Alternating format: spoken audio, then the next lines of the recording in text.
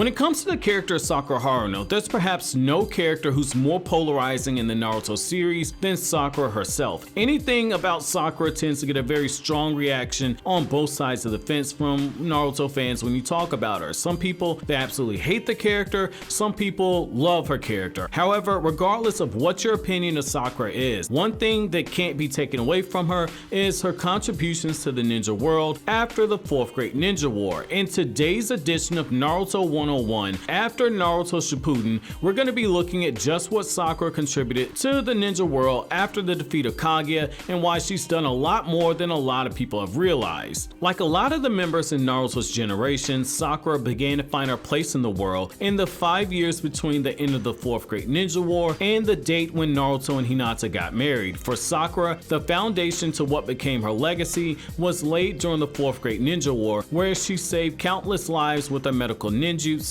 but also when the Kazekage of the Hidden Sand Village, Gaara himself, noted the quick thinking to keep Naruto alive after Madara extracted the QB from him. The fact that Naruto's heart was about to stop beating on its own and Sakura cut open his body and literally had to wrap her hand around Naruto's heart, infuse her own chakra to it and pour it into Naruto's heart, forcing it to not shut down until Obito was able to seal the Biju inside of Naruto, wasn't something that was missed by the Kazekage. Moments like these are why people like Tsunade said that Sakura surpassed her when it came to medical ninjutsu skill. Now the reason why I bring this up is that in this moment, as well as her conversations with Sasuke, are what led her to her greatest accomplishment. Just before Naruto and Hinata had gotten engaged, Sakura had successfully completed her first ninja clinic that was being set up, and afterwards, not just in Konoha, but also the groundwork was being set in the other ninja villages, starting with the Hidden Sand Village to be the first to embrace her idea and her vision.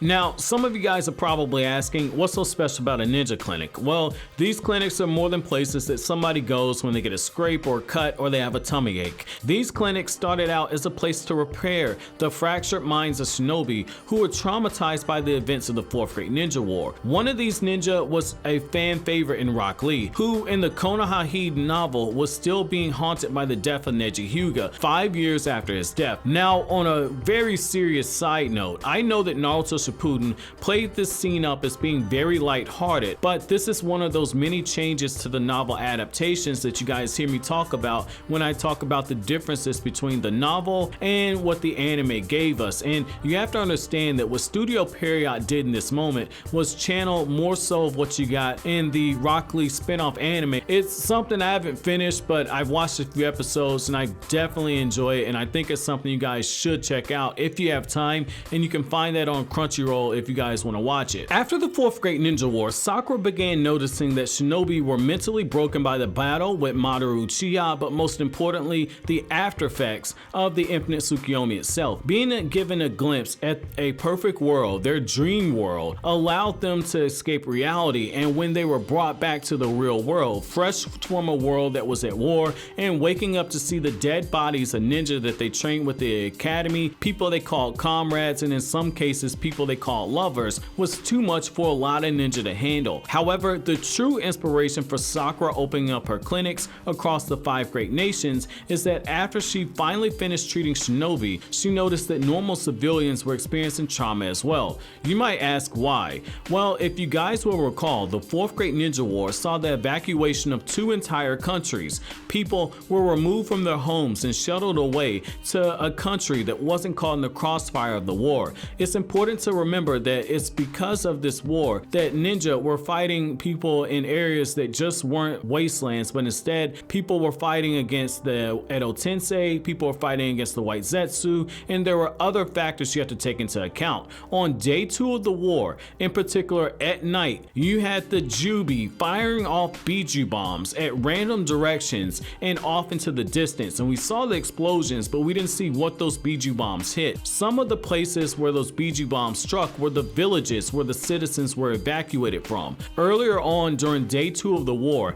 after Naruto merged with the Kyuubi and deflected the Biju bombs that were targeted at Might Guy and Kakashi, some of those Biju bombs were hurled off in the distance, causing even more damage. Children were returning to their villages, their towns, the places that they grew up in, their homes. Everything was in utter utter ruins. Entire towns had to be rebuilt due to the many battles that took place off panel, due to the Biju bombs blowing up the towns and surrounding areas. This is also something you have to keep in mind. If you recall, this isn't anything new. Nagato revealed that during the Second Great Ninja War, it saw his village being used as a battleground for the 5 great nations to engage in war. Just like the Second Great Ninja War, these villages were left to recover on their own with little help from the 5 great nations. Like the shinobi who woke up from the infinite Tsukuyomi, these citizens, in particular the children, saw their minds being shattered by coming out of a dream world and returning to their homes, being left in ruins, or in some cases being reduced to ashes. The more children that Sakura began to treat, the more she saw the struggle of the PTSD being real in civilians, and the more orphans she encountered. Sakura's drive to do something grew stronger with each patient that Sakura healed. By the events of the Sakura Haruno novel,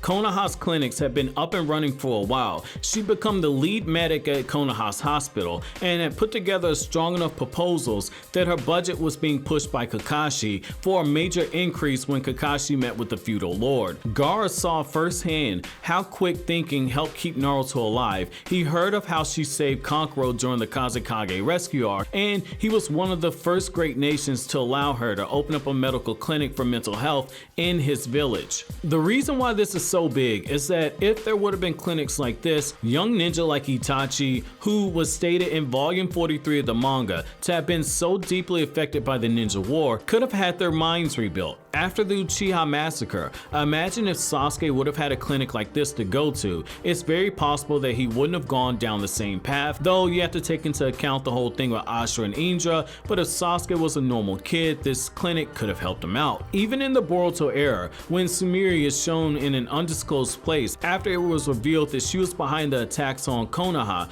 after she'd spoken with Sai and the Anbu, she was placed in a treatment facility for children, likely the very same one that Sakura ran. Sumire fit the description of the children that Sakura's clinics targeted. When Sasuke heard of everything that Sakura had done, one of his very first thoughts was that Sakura had finally turned herself into someone who others could depend on, and she made herself into an important person to the Hidden Leaf Village. The drive and ambition that she showed in the years after the 4th Great Ninja War played a part in Sasuke acknowledging his feelings for Sakura. After the events of the Sakura Haruno novel, the feudal lord was so impressed by the results of her clinic that the funding for her clinics was essentially given a blank check, especially since the military budget after this novel was drastically cut, which is something that Konohamaru alludes to in the Boruto era when he points out that missions and the need for ninja aren't as great as they were anymore. While it might not seem like much, in reality, Sakura's clinics in each of these ninja villages is pretty damn impressive. Even Tsunade admitted that Sakura was someone that she was impressed with, and she was impressed by the fact that Sakura could pull this off. This is Tsunade, the very same woman who pushed to have a 3-man team include a medical ninja because it increased the odds of survivorship. Whereas Tsunade changed the makeup of 3-man ninja teams, Sakura took things a step further, just like the next generation should, and she addressed the mental health of ninja and normal villagers, both who fought in the war as well as people who were affected by the ninja war itself. So what did you guys think about Sakura's actions after the 4th Great Ninja War, and what else would you guys like to know about what happens after Naruto Shippuden? Let me know down in the comment section below, but as always guys, if you like anything I had to say, don't forget to comment, rate, subscribe, share, and thank you so much for watching, and most importantly, thank you so much for your support. Have an incredible day guys.